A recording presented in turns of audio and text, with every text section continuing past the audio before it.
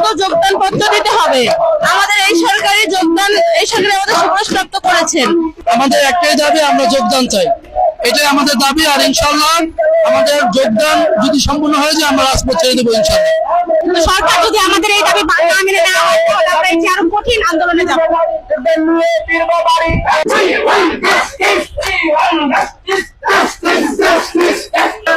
আমরা পরীক্ষা দিয়েছি 2024 সালের 29শে মার্চ। সেই ফলাফল প্রকাশিত হয় গত 31শে অক্টোবর।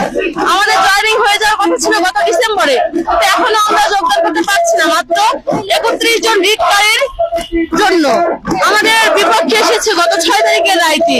তো এখানে আমাদের কোনো দোষ নাই। আমরা চাই যেভাবেই হোক, যে কোনো ভাবেই হোক, মাননীয় মহোদয় প্রধান উপদেষ্টা স্যার যেন আমাদের পক্ষে কথা বলেন। এবং আমাদের এখানে কিছুই করা নাই। 19-20 আমাদের সার্কুলারটা ছিল, সে অনুযায়ী আমরা পরীক্ষা দিই।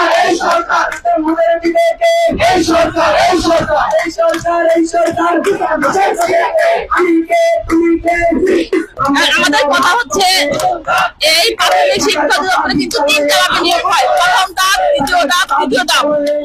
প্রথম ধাপ চাকরি করে আমরা কেন রাজপথে, দ্বিতীয় ধাপ চাকরি করে আমরা কেন রাজপথে। আমরা পরীক্ষা দিয়েছি, প্রাইমারি থেকে সুপারিশ হয়েছে।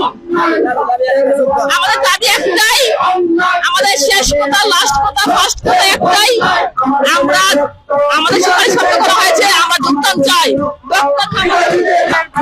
আমরা এখনো কোনো আশ্বস্ত পাই নাই। আমরা এখন আইনি লড়াই করবো।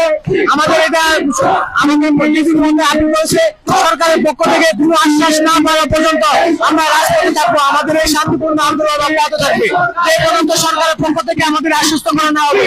আমাদের এই ন্যায্য অধিকার যতক্ষণ পর্যন্ত আমরা ফিরে না পাবো, এতক্ষণ পর্যন্ত আমরা রাজপথে থাকবো। আমরা চাই আমাদের যোগদানটা দিয়ে দেখ। আমাদের কোনো কথা শোনা যাবে না। আমরা যেভাবে আছি এভাবেই থাকবো, রাজপথ ছাড়বো না যতক্ষণ না আমরা যোগদান পত্র পাবো।